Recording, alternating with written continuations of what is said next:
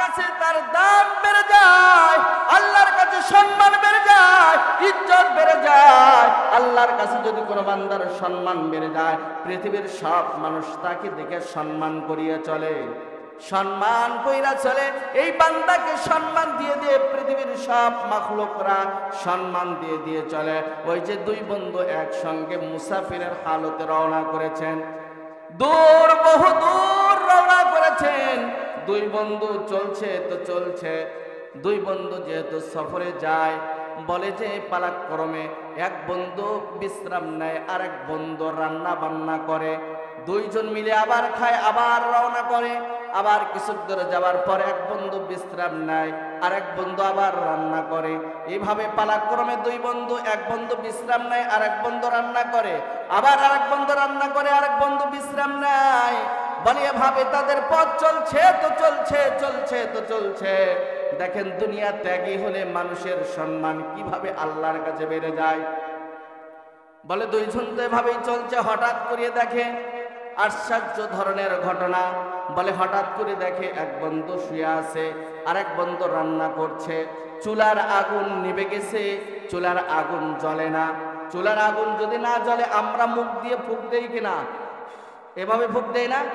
বারবার মুখ দিয়ে ফু দিয়ে আগুন জ্বালানোর চেষ্টা করি, কিন্তু আশ্চর্য ধরনের ঘটনা হইল, যেই বন্ধুটা শোয়া আছে, শুয়ে থেকে থেকে দেখে বন্ধুর চুলার আগুন নেমে গেছে, মুখ দিয়ে ফু দেয় না, তার দুটা হাতটা চুলার ভিতরে দিয়ে পুরা আগুনের ভিতরে দিয়ে নাড়াচাড়া করে।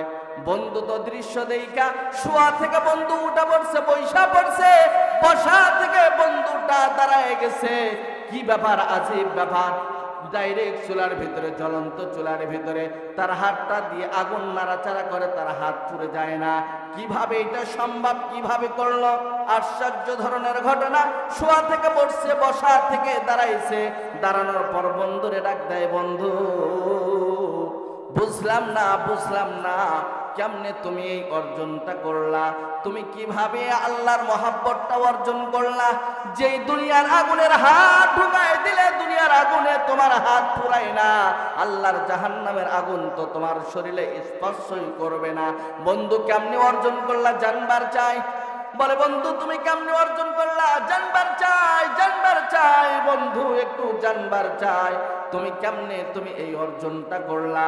বন্ধু ডাক দিয়ে বলে, বন্ধু এইটা আমার কোনো অর্জন নয়, আমার কোনো কেরামত নয়, আমার কোনো এইটা কেরামত নয়, কিন্তু আমি একজন আল্লাহওয়ালা দুনিয়া ত্যাগী একটা নারীর দোয়া পেয়েছিলাম, যেই দোয়ার কারণে আল্লাহ তাআলা আমাকে জাহান্নামের আগুন তো হারাম করেছে, দুনিয়ার আগুন পর্যন্ত আল্লাহ তাআলা আমার জন্য হারাম করে দিয়েছেন।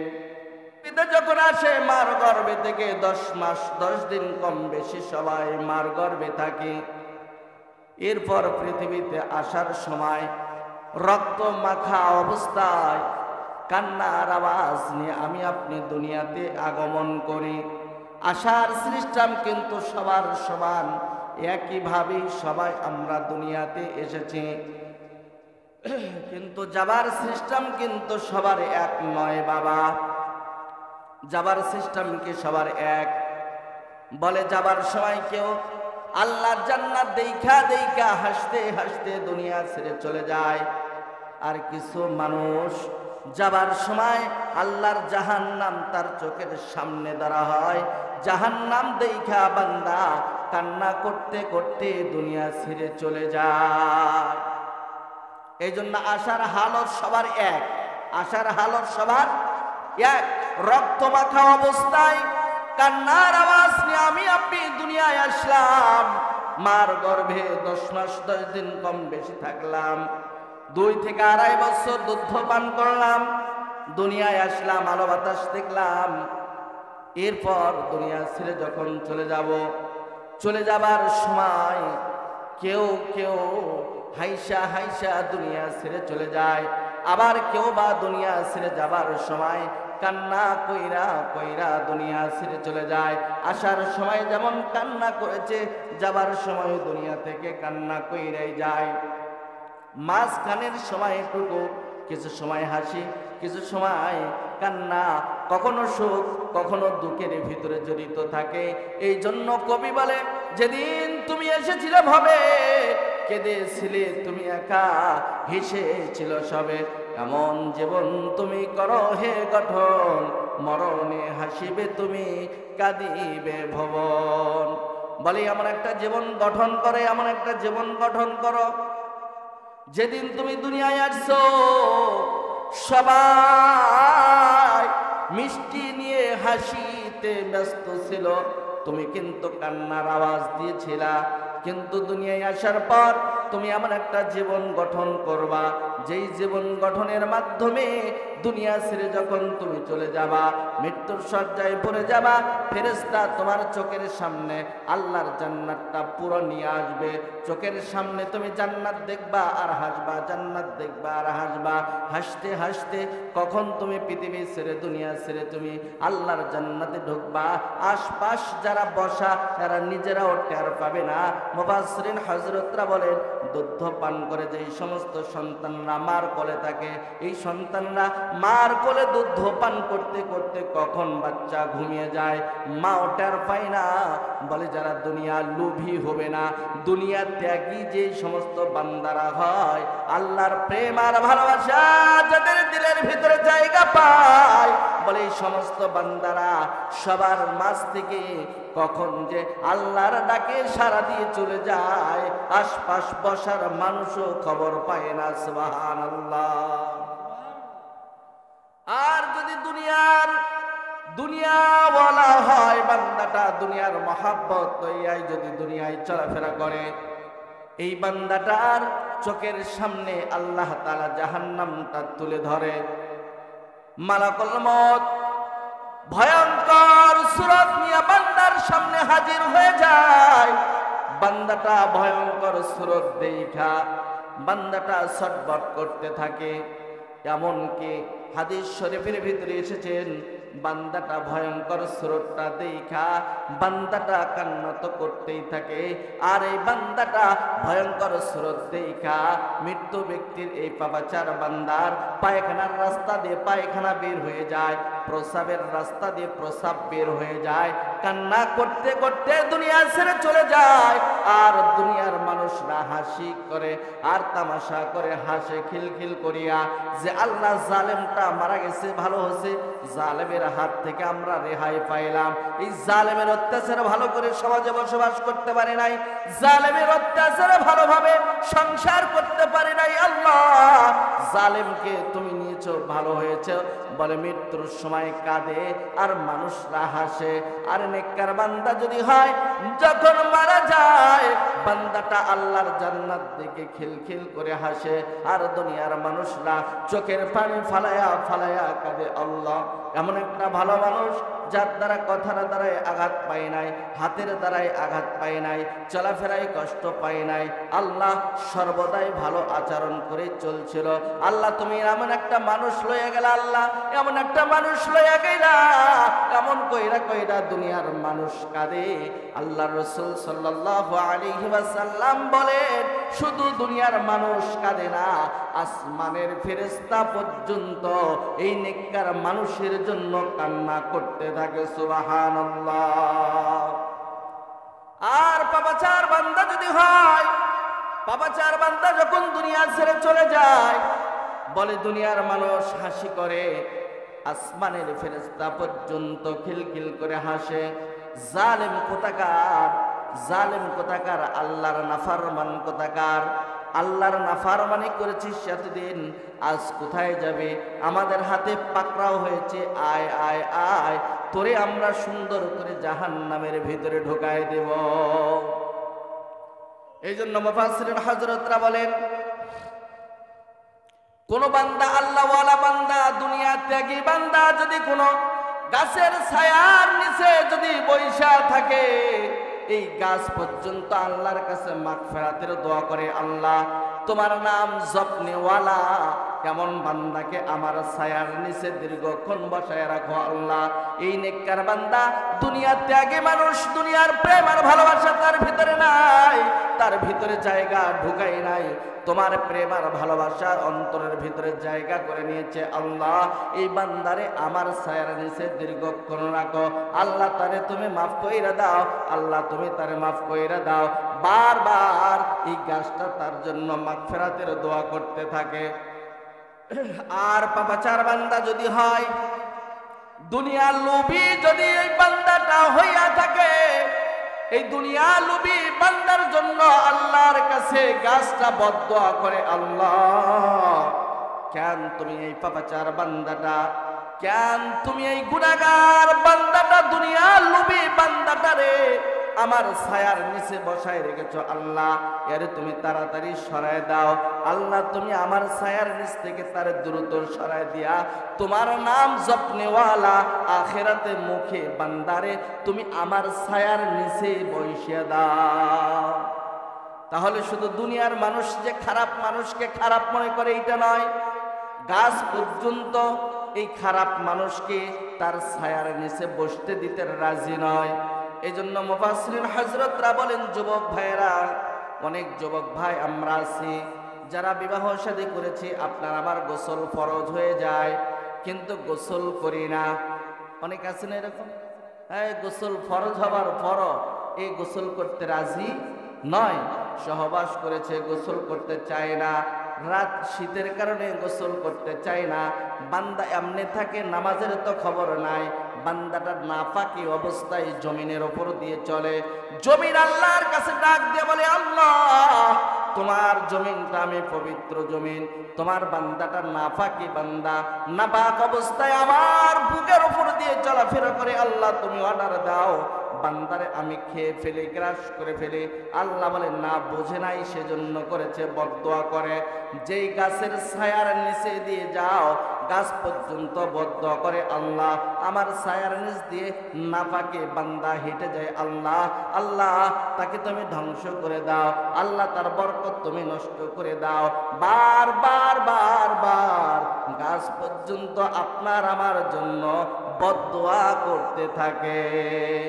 এই জন্য মা বোন যারা এসেছি, যেই সমস্ত মা বোনরা ফরজ গোসল হবার পর গোসল না কইরা নিজের ঘরে রান্না বান্না করে, নিজের ঘরে কাজকাম করে, এত কামাই রোজগার করে, এরপর সংসারের ভিতরে বরকত নাই, এরকম সংসার আছে না নাই? হ্যাঁ বলে যে এত কামাই করো যায় কোথায়, এত আমি যাই কোথায়, হিসাব মিলাইতে পারি না। দৈনন্দিন সংসারের ভিতরে দুইজনের ভিতরে ঝগড়া বিবাদ লেগেই থাকে, মারামারি লেগেই থাকে। পাড়া মহল্লার মানুষ মিলিয়া বলে কি ব্যাপার, এই তো খুব ভালো ইনকাম করে, এত টাকা ইনকাম করে, এরপরে সংসারে অশান্তি কেন, শান্তি নাই কেন, শান্তি নামক বস্তু গেল কোথায়? খুঁজে দেখবা যে তাদের ভিতরে নাপাকিতা ভিতরে ঢোকার কারণে আল্লাহর রহমতটা সংসার থেকে দূর হয়ে গেছে। অশান্তি নামক বস্তু সংসারের ভিতরে ঢোকা পড়ছে, ঢোকার কারণে এত ইনকাম করে বরকত নাই, বরকত নাই, বরকত না থাকায় তাদের ভিতরে সংসারের ভিতরে বিভিন্ন ধরনের অশান্তি আল্লাহ তাআলা সৃষ্টি করে দিয়েছেন। এই জন্য যুবক ভাই, যুবতী আমার বোনেরা, মায়েরা, আজ থেকে প্রণার প্রতিজ্ঞা হবে, যত কষ্ট হোক, যত শীত হোক না কেন, আমি কোনোদিন নাফাকি অবস্থায় থাকবো। বলেন থাকবো?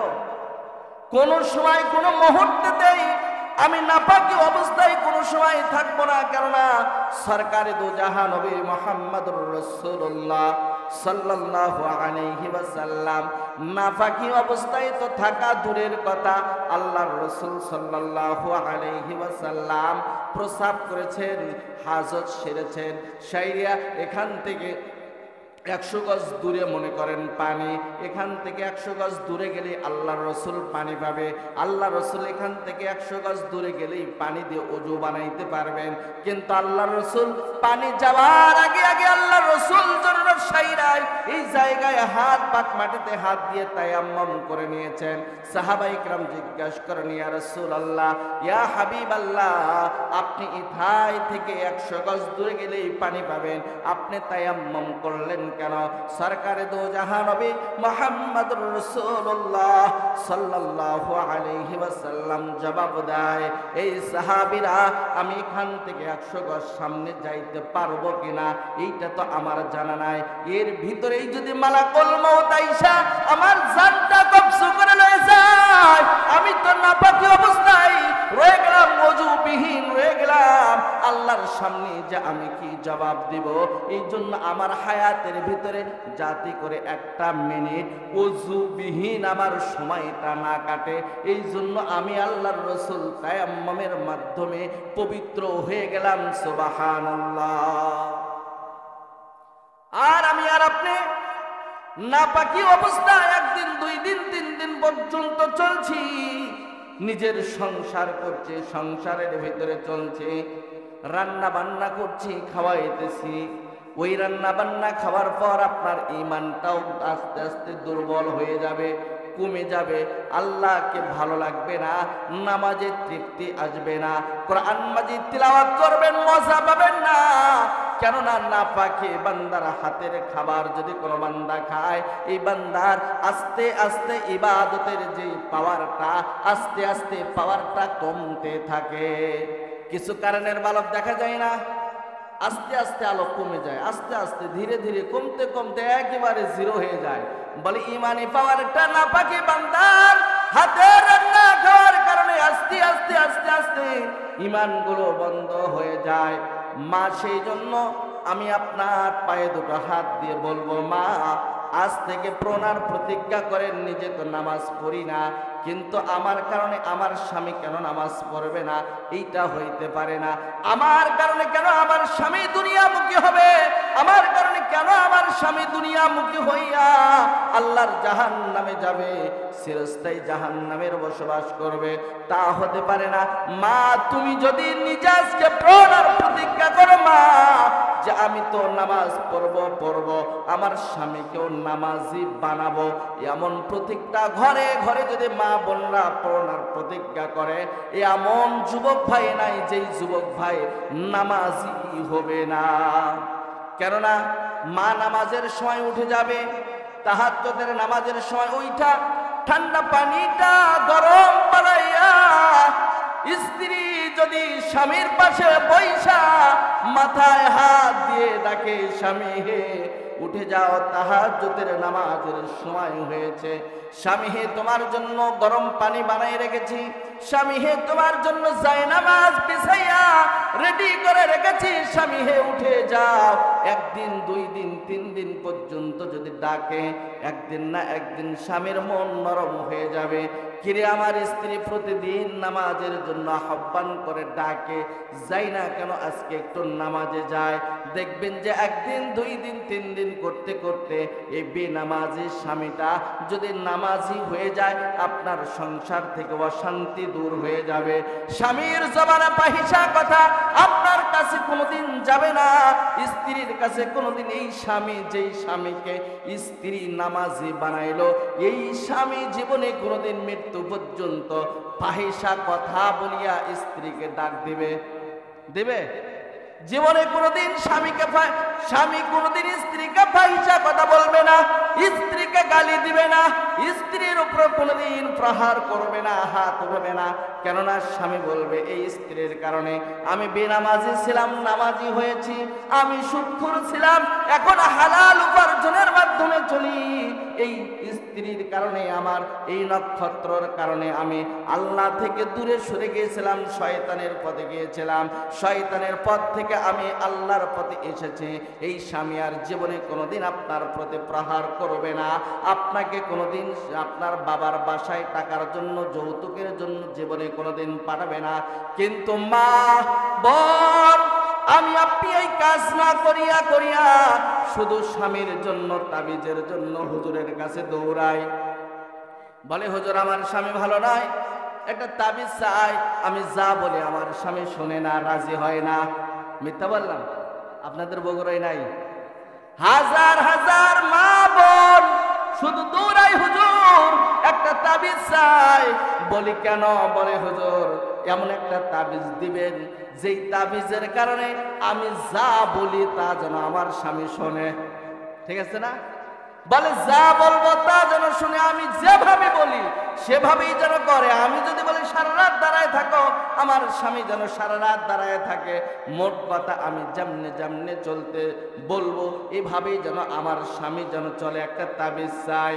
এরপর আবার আসিয়া মা তাবিজ চাই, কয় হুজুর একটা তাবিজ চাই, আমার শাশুড়িটা ভালো না, আমার প্রতি অশান্তি, আমার সংসারে করে ফেলে, অত্যাচার করে হুজুর, ফাহিশা কথা বলে, গালিগালাজ করে, একটা তাবিজ দেন আমার শাশুড়ি যেন ভালো হয়ে যায়। বলে আমার শ্বশুর ভালো নয়, আমার শ্বশুর আমারে দেখতে পারে না, হুজুর একটা তাবিজ চাই। আমার ননদ ভালো নয়, একটা তাবিজ চাই যেন সেও ভালো হয়ে যায়। মোট কথা কথায় কথায় শুধু তাবিজ আর তাবিজ।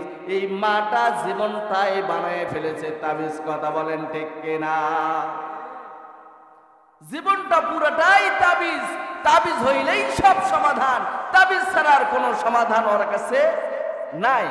কিন্তু মা তোমাকে আমি বোঝানোর জন্য বলছি, মা তাবিজের মালিক কে?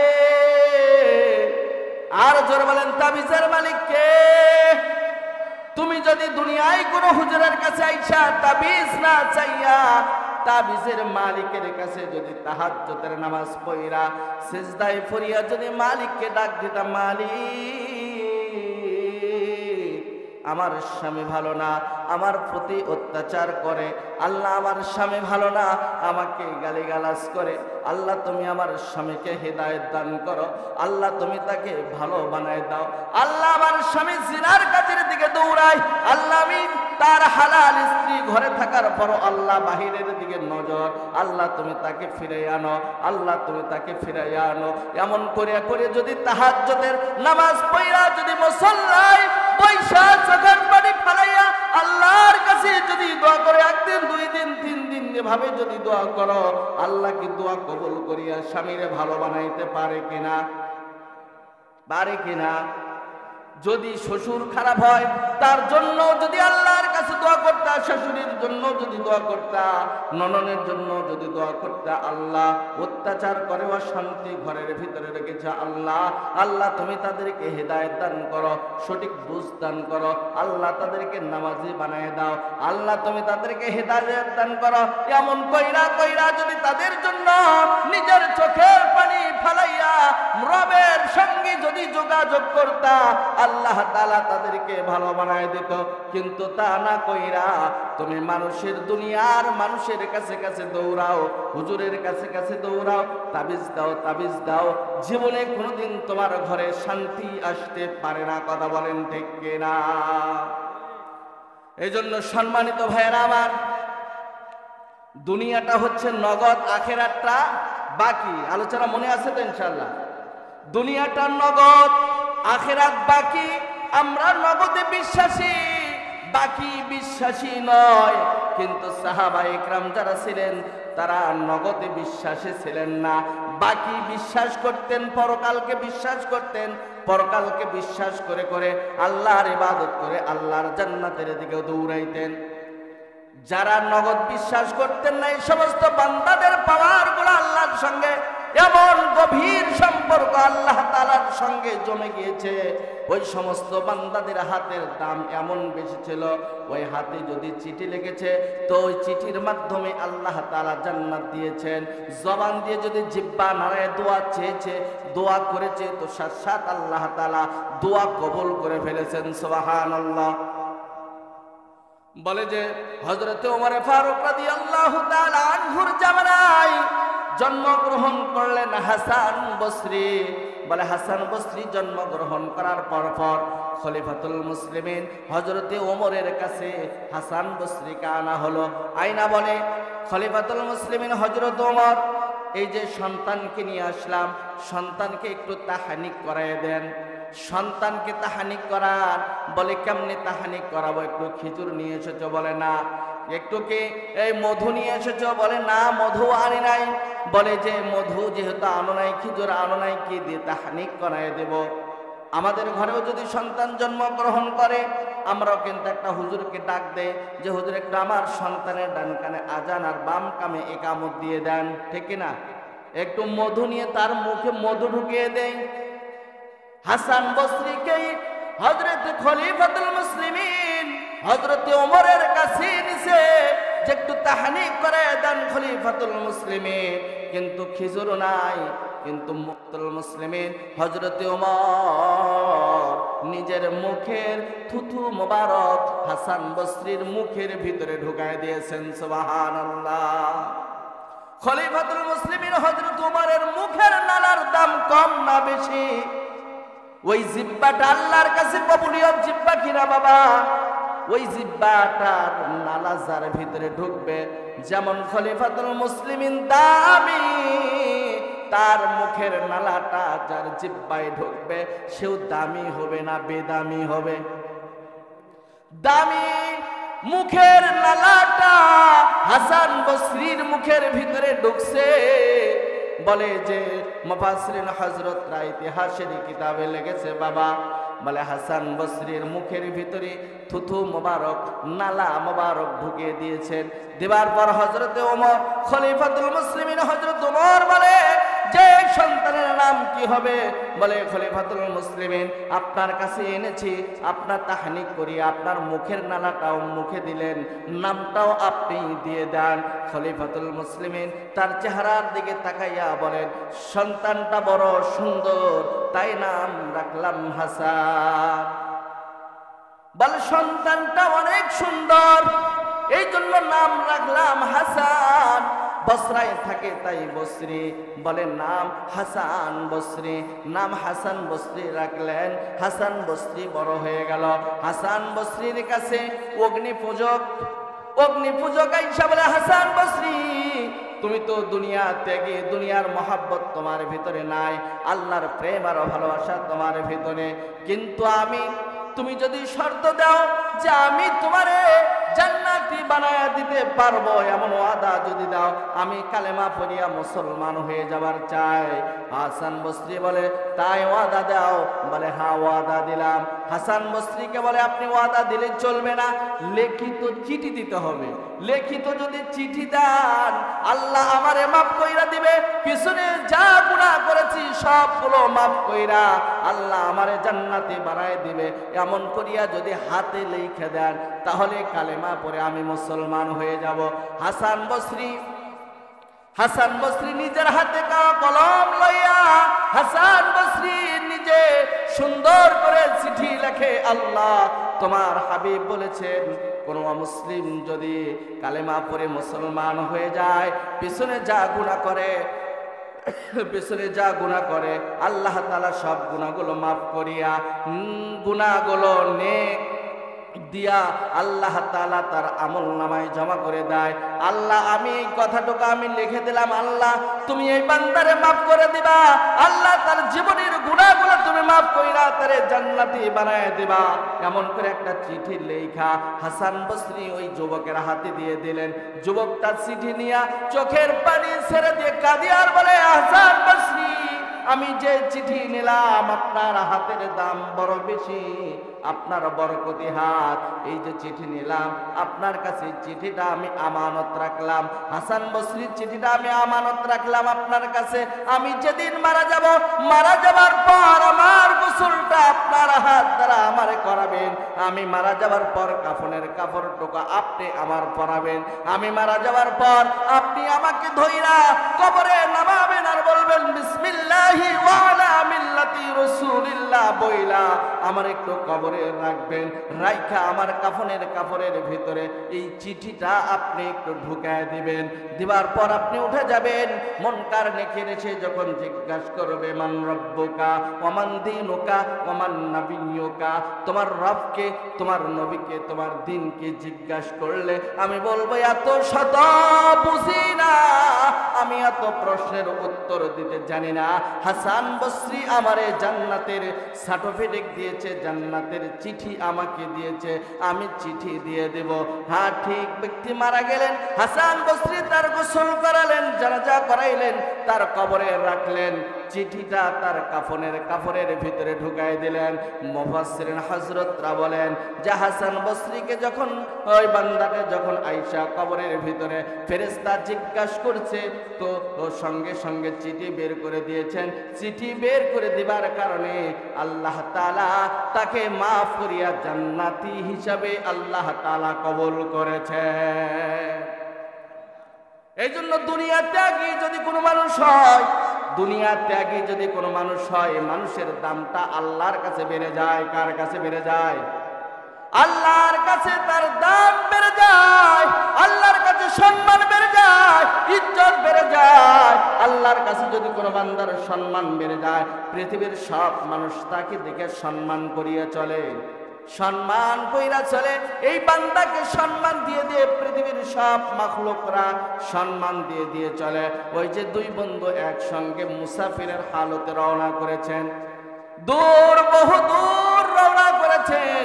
দুই বন্ধু চলছে তো চলছে, দুই বন্ধু যেহেতু সফরে যায়, বলে যে পালাক্রমে এক বন্ধু বিশ্রাম নেয়, আরেক বন্ধু রান্না বান্না করে, দুইজন মিলে আবার খায়, আবার রওনা করে। আবার কিছু দূরে যাওয়ার পর এক বন্ধু বিশ্রাম নেয়, আরেক বন্ধু আবার রান্না করে। এইভাবে পালাক্রমে দুই বন্ধু, এক বন্ধু বিশ্রাম নেয়, আরেক বন্ধু রান্না করে, আবার আরেক বন্ধু রান্না করে, আরেক বন্ধু বিশ্রাম নেয়। বলে এভাবে তাদের পথ চলছে তো চলছে, চলছে তো চলছে। দেখেন দুনিয়া ত্যাগী হলে মানুষের সম্মান কিভাবে আল্লাহর কাছে বেড়ে যায়। বলে দুইজন তো এভাবেই চলছে, হঠাৎ করে দেখে আশ্চর্য ধরনের ঘটনা। বলে হঠাৎ করে দেখে এক বন্ধু শুয়ে আছে, আরেক বন্ধু রান্না করছে। চুলার আগুন নিভে গেছে, চুলার আগুন জ্বলে না। চুলার আগুন যদি না জ্বলে আমরা মুখ দিয়ে ফুঁক দেই কিনা? এভাবে ফুঁক দেই না? বারবার মুখ দিয়ে ফু দিয়ে আগুন জ্বালানোর চেষ্টা করি, কিন্তু আশ্চর্য ধরনের ঘটনা হইল, যেই বন্ধুটা শোয়া আছে, শুয়ে থেকে থেকে দেখে বন্ধুর চুলার আগুন নেমে গেছে, মুখ দিয়ে ফু দেয় না, তার দুটা হাতটা চুলার ভিতরে দিয়ে পুরা আগুনের ভিতরে দিয়ে নাড়াচাড়া করে। বন্ধু তো দৃশ্য দেইকা শোয়া থেকে বন্ধু উঠা পড়ছে, বৈশা পড়ছে, বসা থেকে বন্ধুটা দাঁড়ায় গেছে। কি ব্যাপার, আজীব ব্যাপার।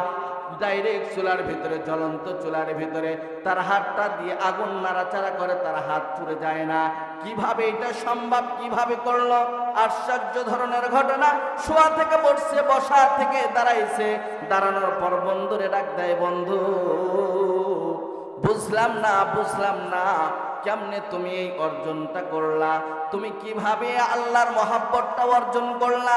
যেই দুনিয়ার আগুনের হাত ঢুকায় দিলে দুনিয়ার আগুনে তোমার হাত পুরাই না, আল্লাহর জাহান্নামের আগুন তো তোমার শরীরে স্পর্শই করবে না। বন্ধু কেমনে অর্জন করলা? জানবার চাই।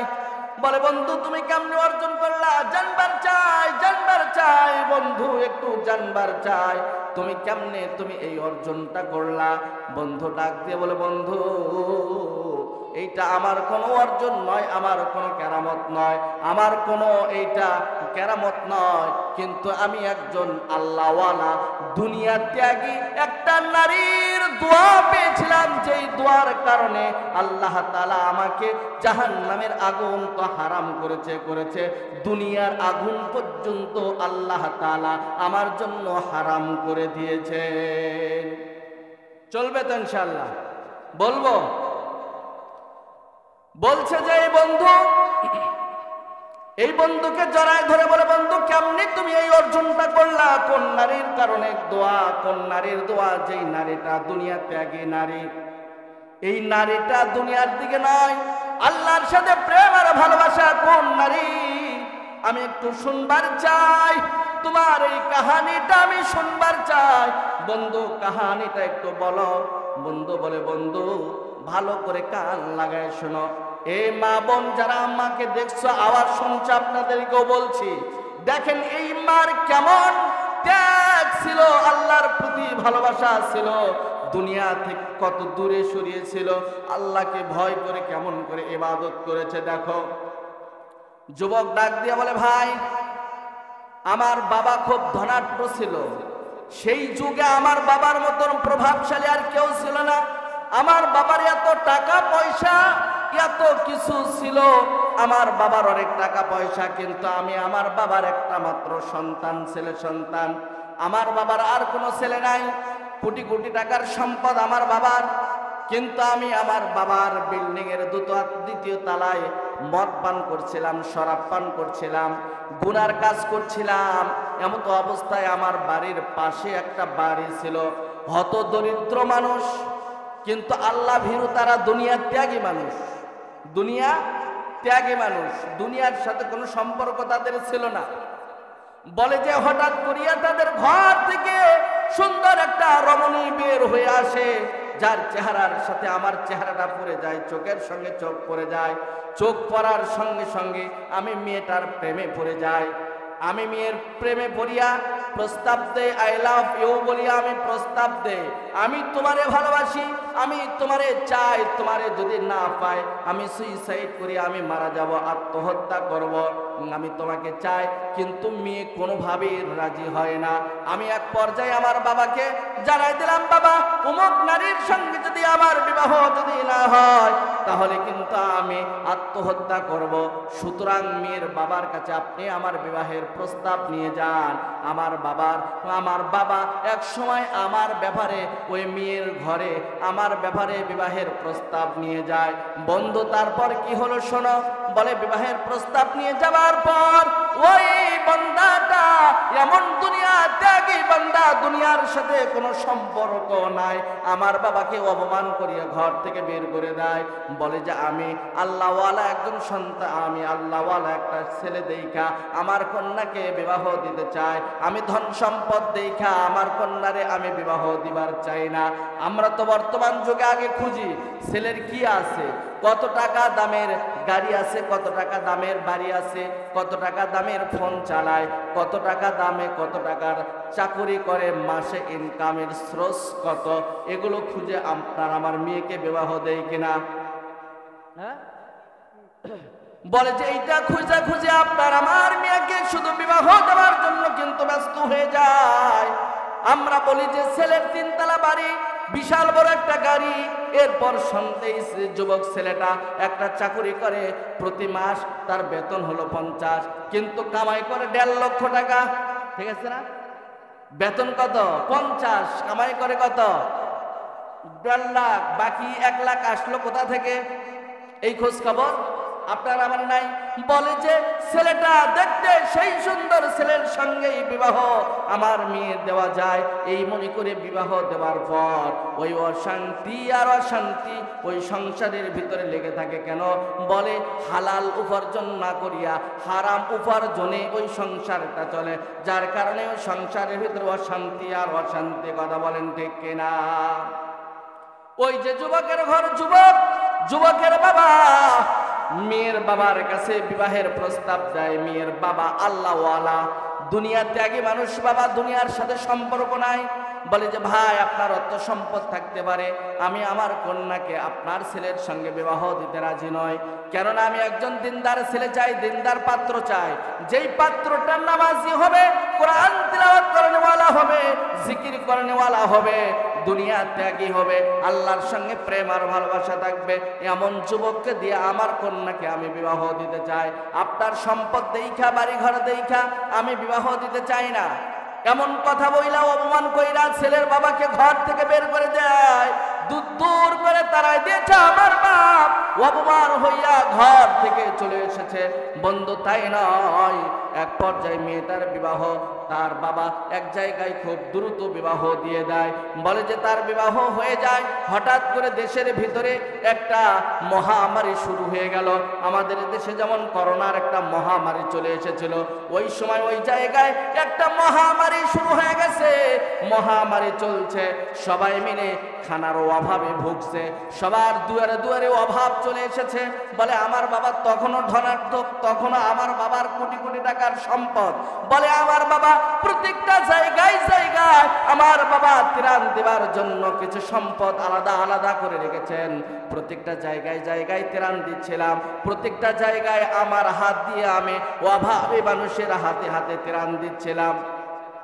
বলে এমন একটা জায়গায় আমি ত্রাণ দিতে গিয়েছি, ত্রাণ দিচ্ছিলাম, সবাই লাইন ধরে ত্রাণ নিচ্ছে, একটার পর একটা দিচ্ছি, চলে যাচ্ছে। হঠাৎ করে একজন মেয়ের চোখের সঙ্গে আমার চোখটা পড়ে যায়। চোখটা দেখায় বন্ধু আমি বুঝতে পেরেছি, আমি বিবাহর আগে যেই মেয়েকে প্রেমের প্রস্তাব দিয়েছিলাম, যেই নারীকে বিবাহ করার জন্য আমার বাবাকে তার ঘর পর্যন্ত পাঠায় দিয়েছিলাম, তার বাবা অপমান করিয়া আমার বাবাকে অপমান করে বের করে দিয়েছে। বলে ওই কন্যাকে আমি দেখাই চিনে ফেলেছি। আমি বললাম তোমার নাম না অমুক, তোমার বাবার নাম না অমুক? বলে হ্যাঁ। তুমি কেন এখানে? বলে ভাই আমার বিবাহ হয়েছে, 3টা সন্তান জন্মগ্রহণ করেছে, মহামারীর কারণে আমার স্বামীটা ইন্তেকাল করেছে। আমি আমার বাবার ঘরে যাই নাই, স্বামীর ঘরে কষ্ট করে আমি আমার সংসার চালাই, আমি আমার বাল বাচ্চাদেরকে নিয়ে অনেক কষ্ট করি আমি আমার সংসার চালাই। আজ থেকে 3 দিন হয়ে গেল আমার সন্তানরা কোনো খাবার খায় নাই, তাদের ক্ষুধার্ত পেট হইয়া আপনার কাছে ত্রাণের জন্য দাঁড়াইছে। আমি বন্ধু ওই সময় আমি ওই চেয়ারে বৈশাই মেয়েকে আমি মেয়েকে প্রস্তাব দিয়েছিলাম, এবং তুমি সেই সময় আমার প্রস্তাবে রাজি হও নাই, আমার সঙ্গে শারীরিক কোনো সম্পর্ক তুমি গড়াও নাই। আজকে যদি তুমি আমার প্রস্তাবে রাজি না হও তাহলে তোমারে আমি ত্রাণ দেব না। তুমি আমার সঙ্গে শারীরিক সম্পর্কে জড়িত হবে কিনা বলো? যদি তুমি আমার প্রস্তাবে রাজি হও ত্রাণ পাবা, আর যদি তুমি প্রস্তাবে রাজি না হও তাহলে তুমি ত্রাণ পাবে না। বন্ধু আমি সেই সময় জালেমের মতন কথাটুকু বললাম, বলার সঙ্গে সঙ্গে মেয়েটার চোখ দিয়ে ঝরঝর করে পানি পড়ছিল। আমি পানিগুলো দেখছিলাম, আমি মনে করলাম যে আজকে আর এই বিপদ, যে বড় একটা বিপদ, সন্তানরা 3 দিন থেকে অনাহারে, এই ত্রাণ নেবার জন্য মহিলাটা আমার কথায় রাজি হয়ে যাবে। কিন্তু বন্ধু দেখলাম চোখ দিয়ে পানি পড়ছিল, কিন্তু পানি অবস্থায় মেয়েটা আমারে জালেম বইলা গালি দিল। জালেম কোথাকার, জালেম কোথাকার, মনে করছো আমি ক্ষুধার্ত তাই তুমি জিনার প্রস্তাব দিলে আমি মনে হয় রাজি হয়ে যাব? না রে জালেম, না না, আমি ক্ষুধার্ত অবস্থায় মারা যাব, কিন্তু জিনার কাছে আমার মতন নারী জিনার কাজে অংশগ্রহণ করিয়া আল্লাহর নিয়ামত ভোগ করবে না। তোর ত্রাণের দরকার নাই। আমার সন্তান ডাক দিয়ে বলে মা, মালিকের সঙ্গে কি যেন কথা আপনার হয়ে গেল, সবাইকে ত্রাণ দিল, মা তোমাকে ত্রাণ দিল না, মালিকের সঙ্গে কি কথা হলো? এত শত বুঝি না মা, হয় খাবার দাও নইলে গলা টিপে আমাদেরকে হত্যা করো। মার ক্ষুধার যন্ত্রণা সহ্য হয় না মা, ক্ষুধার যন্ত্রণা সহ্য হয় না মা, হয় খাবার দাও নইলে গলা টিপা হত্যা করে ফেলো। বলে বন্ধু এমন করে করে সন্তান যখন বলে, মহিলাটা দুনিয়ায় এমন একটা ত্যাগী, দুনিয়া ত্যাগী মহিলা ছিল, সঙ্গে সঙ্গে সন্তানের হাতটা ধইরা সন্তানকে বলে সন্তান চ চ ঘরে চ, যেই মালিকের নাম রাজ্জাক, ওই রাজ্জাক মালিক কোনোদিন কোনো মানুষকে জিনার কাজে ঠেলে দিয়ে রিজিক কোনো সন্ধান করতে চায় না। এই সন্তানরা চ ঘরে ফিরতে ফিরতে ওই রাজ্জাক মালিকের ঘরে খাবার পৌঁছায় দিবে। সন্তানের হাতটা ধইরা সন্তানদেরকে নিয়ে বাসার দিকে রওনা করেছে। আমি সেটাই বৈশা বৈশা চিন্তা করলাম যে এমন একজন দুনিয়া ত্যাগে না রে, আল্লাহ ভীরু না রে, যদি খানা না পাইয়া ক্ষুধার্ত অবস্থায় ঘরে পৌঁছতে দেরি হবে, আল্লাহর গজব আমার প্রতি আসতে দেরি হবে। বলে যে আমার চিন্তা ধরে গেল, মাথার ভিতরে চিন্তা ধরে গেল যে নারীটা ঘরে যাবার আগে আগে আল্লাহর পক্ষ থেকে গজব আমার উপরে চলে আসবে। আমি বড় জালিম জুলুম করে ফেললাম। আমি সঙ্গে সঙ্গে ত্রাণ দেবার বন্ধ করে দিয়ে আমি আটার বস্তা মাথায় নিয়ে আমি নারীর ঘর পর্যন্ত দৌড় দিয়ে চলে গেলাম। নারীটা ঘরে যাবার আগে আগে, সন্তানগুলো নিয়ে ঘরে ঢোকার আগে আগে আমি তার ঘর পর্যন্ত, আমি ঘরের লোকেশন নিয়ে তার ঘরের দুয়ার পর্যন্ত আমি গেলাম, যে আটার বস্তাটা তার ঘরের দরজার সামনে রাইখা আমি গোপনে আড়ালে আমি লুকিয়ে আছি। নারীটা আইসাই ঘরের দরজায় দেখে আটার বস্তা দেখে সন্তানকে ডাক দেয়, বলে হে সন্তান দেখ দেখ, গুনাহগার চেহারাটা আল্লাহ তাআলা ক্ষুধার্ত পেটে গুনাহগারের চেহারা দেখাইল, কিন্তু বন্ধু কোন সিদ্দিকে যেন ঘরের দরজায় নামটা গোপন কইরা খাবার রেখে গেল। ক্ষুধার্ত পেটে নেককার মানুষের চেহারা আল্লাহ দেখাইল না। সঙ্গে সঙ্গে এমন দোয়া কইরাই সঙ্গে সঙ্গে হাত উঠাই আল্লাহর কাছে দোয়া করে। বন্ধু নারীটা দোয়া করে, আল্লাহ যেই বান্দাটা, যেই সিদ্দিক তোমার বান্দাটা নামটা গোপন রাইখা আল্লাহ আমার খাবার ব্যবস্থা করলো, 3 দিনের অনাহারের বাচ্চাদের খাবার ব্যবস্থা কইরা আমার ঘরের দুয়ারে আল্লাহ তার বস্তা রাখলো নাম গোপন কইরা। আল্লাহ তার জন্য আমি দোয়া করি, আল্লাহ তুমি হযরতে ইব্রাহিম খলিলুল্লাহ কে যেমন দুনিয়ার আগুনটা হারাম করে দিয়েছিলা, আল্লাহ আমি দোয়া করি ক্ষুধার্ত পেট নিয়ে আমি দোয়া করি, আল্লাহ যেই যুবক আমার এই খানার ব্যবস্থা করে গিয়েছে আল্লাহ তুমি তাকেও দুনিয়ার আগুনটা হারাম করে দাও। বলে বন্ধু যখন নারীটাই ভাবে, যখন হাত উঠাইয়া আমি জালেমের জন্য দোয়া করে, আমি দোয়াটুকু শুই না, চোখের পানি আর আমিও ধরে রাখতে পারি নাই, আমিও কান্নায় ভাসছিলাম আর আল্লাহর কাছে তওবা করছিলাম। আল্লাহ আমি বলি নাই, আমি বুঝি নাই, আমি বড় একটা জালেম। আল্লাহ ক্ষুধার্ত অবস্থায় তাকে আমি জিনার প্রস্তাব দিলাম, গুনার প্রস্তাব দিলাম, আল্লাহ তুমি কি আমারে মাফ করবা, আল্লাহ তুমি কি আমারে মাফ করবা। এমন কইরা কইরা আমি সিধাই থেকে চোখের পানি ফেলাইয়া চলে আসলাম। বন্ধু এরপর থেকে আমি দুনিয়ার আগুনে হাত ঢুকাই দিলেও আমার দুনিয়ার আগুনে আমার শরীরে স্পর্শ করে না। সুবহানাল্লাহ। সম্মানিত ভাইয়েরা আমার, এই জন্য আমি আর আপনিও যদি দুনিয়া ত্যাগী হইয়া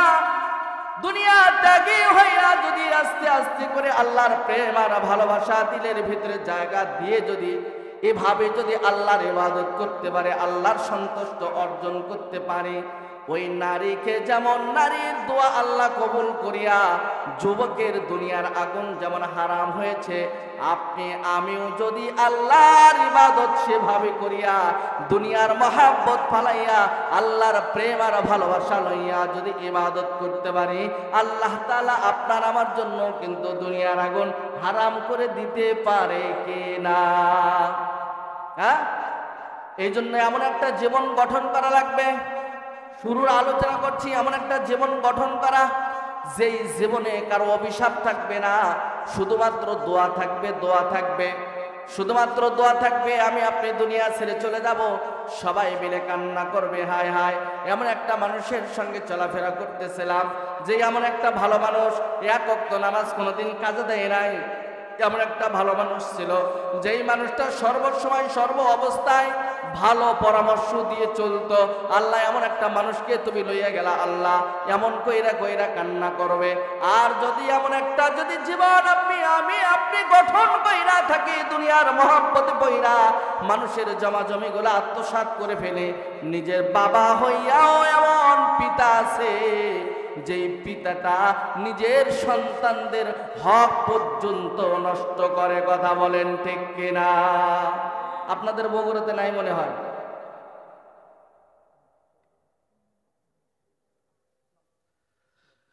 এই জন্য আপনাদের এলাকায় আছে না নাই? হ্যাঁ আছে।